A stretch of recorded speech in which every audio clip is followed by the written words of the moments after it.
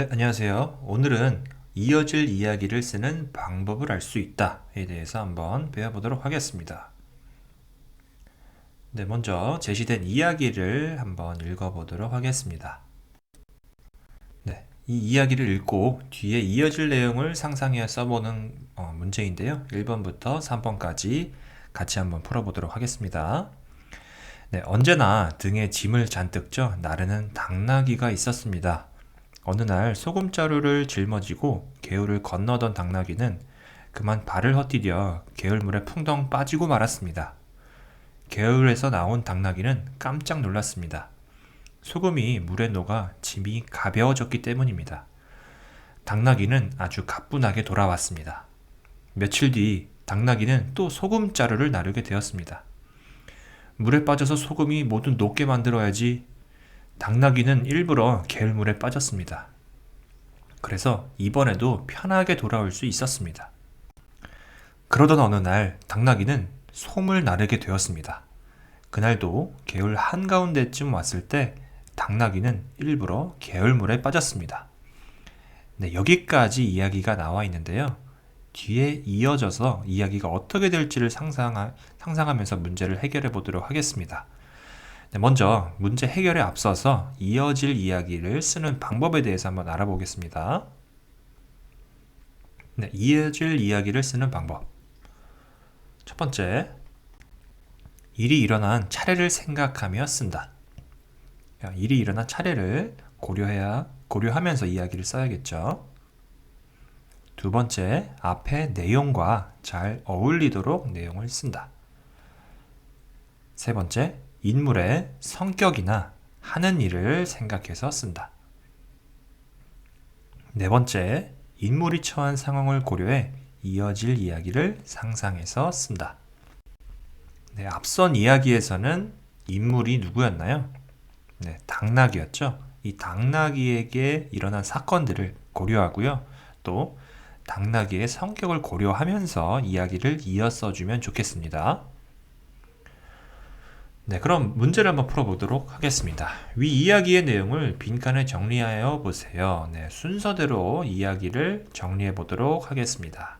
첫 번째, 당나귀가 소금자루를 지고 가다가 개울물에 빠졌습니다. 네, 이후에 소금이 물에 녹아 짐이 가벼워졌습니다. 라고 정리해주면 좋겠죠. 자, 세 번째, 또 소금자루를 나르게 된 당나귀는 일부러 개울물에 빠졌습니다. 네, 그 뒤로 어떻게 되었었나요?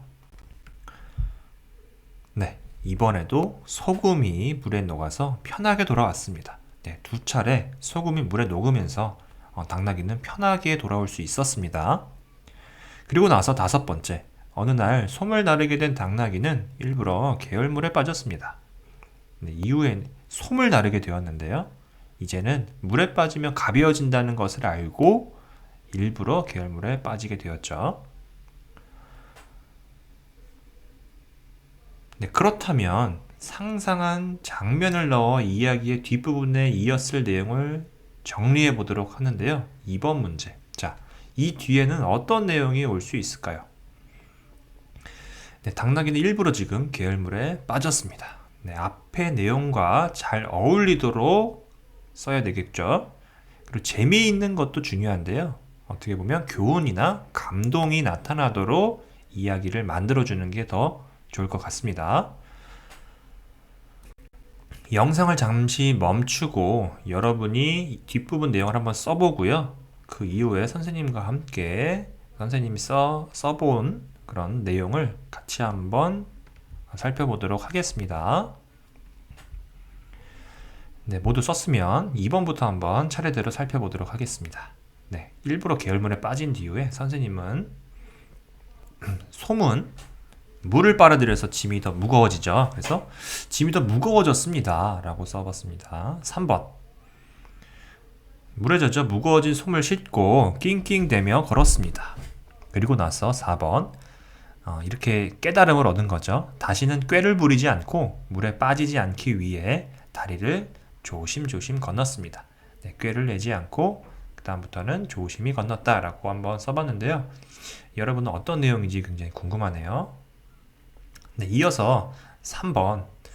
2번에서 정리한 내용을 바탕으로 당나귀는 어떻게 되었을지 뒷이야기를 꾸며서 써보는 건데요.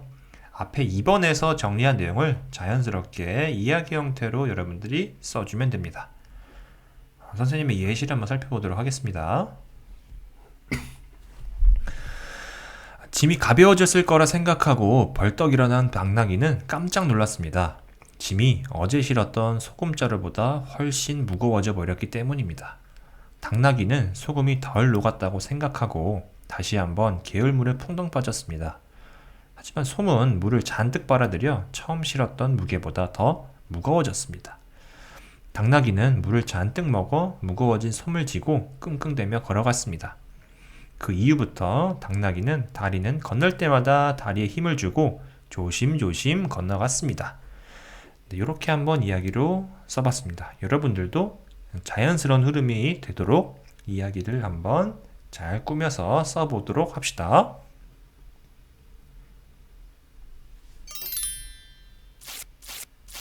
네, 다음 시간에는 역할극으로 이야기를 표현할 수 있다에 대해서 배워보도록 하겠습니다.